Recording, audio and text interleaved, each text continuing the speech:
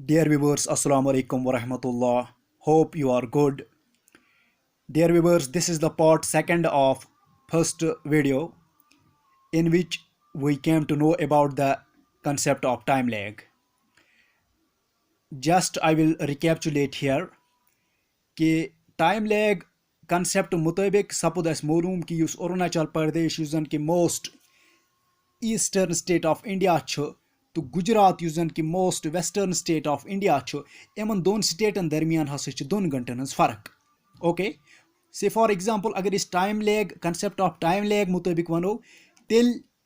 हेको इस वनित कि अगर अरुणाचल प्रदेश मज यानी ये अरुणाचल प्रदेश मज अगर सुबह 6 बजाम तेल हसा गसन गुजरात मज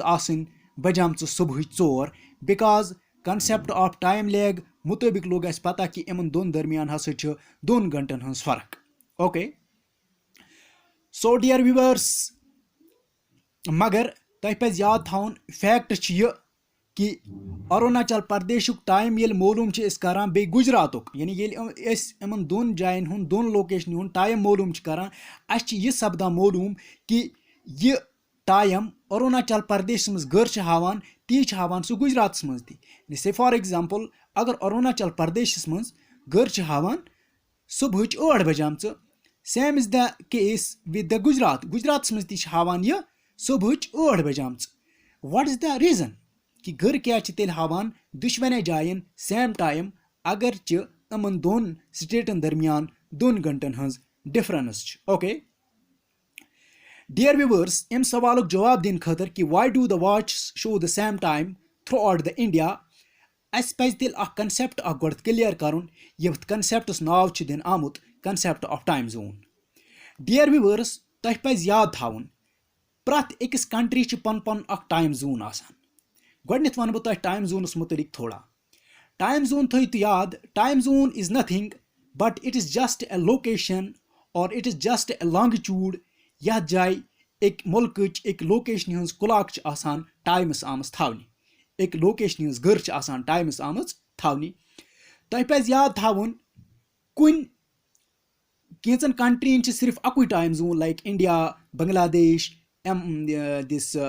पाकिस्तान वगैरह वगैरह तो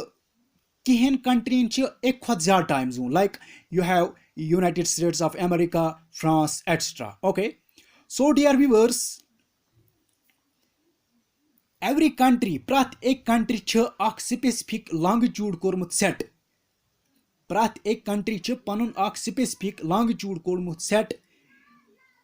यत तम पन्नी कुलाक टाइम थोमुत यानी यत तम पन्नी गर टाइमस थोमुत ओके गरज हेको वन तेल प्रथ कंट्री प्रथ मुल्कन पनुन टाइम जोन सेट कोर्मुत एक स्पेसिफिक लॉन्गिट्यूडस पे okay same is the case with the India Hindustan पनुन टाइम जोन कोर्मुत सेट पनुन स्टैंडर्ड टाइम कोर्मुत सेट एक मखसूस लॉन्गिट्यूडस पे okay dear viewers as I have already told you that India जो है it stretches over longitude of 30 degrees यानी हिंदुस्तान फैलित 30 डिग्री लॉन्गिट्यूडन पे okay that I have already cleared it in the previous video okay गरज हर एक country पन Panun time zone set कोर्मुत एक स्पेसिफिक लॉन्गिट्यूडस पे ओके गरज अगर एक कंट्री सिर्फ अकुई टाइम जोन इम पनुन टाइम जोन कोर्मुत सेलेक्ट एक स्पेसिफिक लॉन्गिट्यूडस पे okay we are dealing with the India let's talk about India तह पज याद थावन हिंदुस्तान युस जन स्ट्रेच करान 30 डिग्री लॉन्गिट्यूडन पे ओके युस जन कि वेरी करान from 68 degree 7 east to 97 degree 25 east okay तह पज याद थावन the time for the entire country has been taken from the longitude of 82 degree 30 east कि हिंदुस्तान पनुन टाइम कोर्मुत सेट पन्नी कुलाक कर्म सेट अकिस लॉन्गिट्यूडस पे यम लॉन्गिट्यूडुक value 82 degree 30 east 82 degree 30 east ये जो आप डॉटेड लाइन देख रहे हैं इस डॉटेड लाइन ये it is nothing but it is a longitude okay which passes through the centre of India यानी इट बाइफर्केट्स इंडिया ओके यानी यह करान हिंदुस्तानस दोन इक्वल पार्टन मज डिवाइड यानी ईस्टर्न इंडिया गसान अलग तो वेस्टर्न इंडिया गसान अलग ओके सो अत यह डॉटेड लाइन तुम वुचान यमुक वैल्यू यम लॉन्गिट्यूड वैल्यू 82 डिग्री 30 ईस्ट यत हिंदुस्तान क्लॉक आम सेट करने अत लाइन आमुत नाव दिन standard meridian of India use Mirzapur UP मज पास गसान ओके डियर व्यूअर्स यह मालूम करन यसान 82 डिग्री 30 ईस्ट लॉन्गिट्यूड यह कत लोकेट वुचान कि यह हसा locate in the middle of the 30 longitudes यानी यम 30 लॉन्गिट्यूड हिंदुस्तान यानी यमन 30 लॉन्गिट्यूडन पे हिंदुस्तान स्ट्रेच करान युस मजबैग यम लॉन्गिट्यूड तथ तम longitude value 82 degree 30 east okay यथ नाव दिन आमुत स्टैंडर्ड मेरिडियन ऑफ इंडिया यत हिंदुस्तान क्लॉक सेट आमज करने okay dear viewers let I will show you कि 82 डिग्री 30 ईस्ट युस लॉन्गिट्यूड यह कित कन हेको वनित यह हसा middle longitude of India okay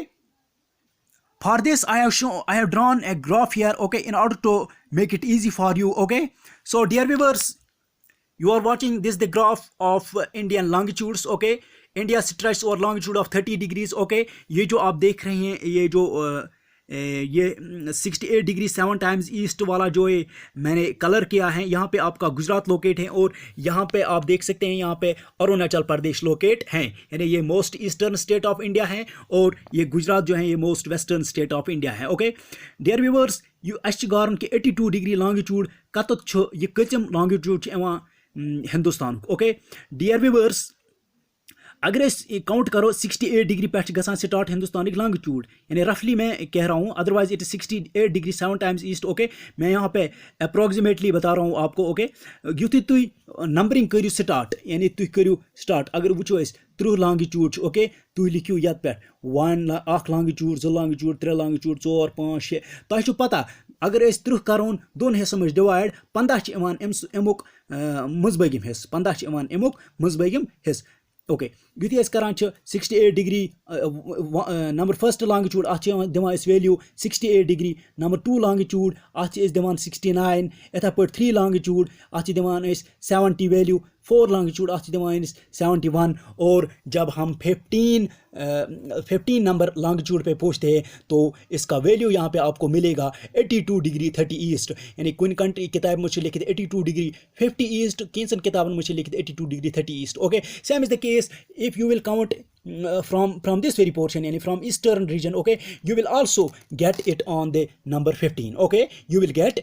the standard meridian of India at number 15 whose value is 82 degree 30 east or 82 degree 50 east okay so this dotted line okay which passes through the middle of the country it has been chosen as the standard meridian of India yat pet yani yatat hindustan clock आमत set करनी for example Hindustan clock आमज यत 82 degree 30 east लॉन्गिट्यूडस निश set करनी okay for example अगर Hindustan clock यत हावन time for example यह थोमस टाइम्स 6 AM सुबह यानी 6 AM मॉर्निंग ओके तुम पज याद थवन यह 6 AM मॉर्निंग यानी यह 6 बजे सुबह 6 जम्मू कश्मीर मज तह अमे सुबह 6 बजे अरुणाचल प्रदेश मज तह यह सुबह गुजरात मज बजाम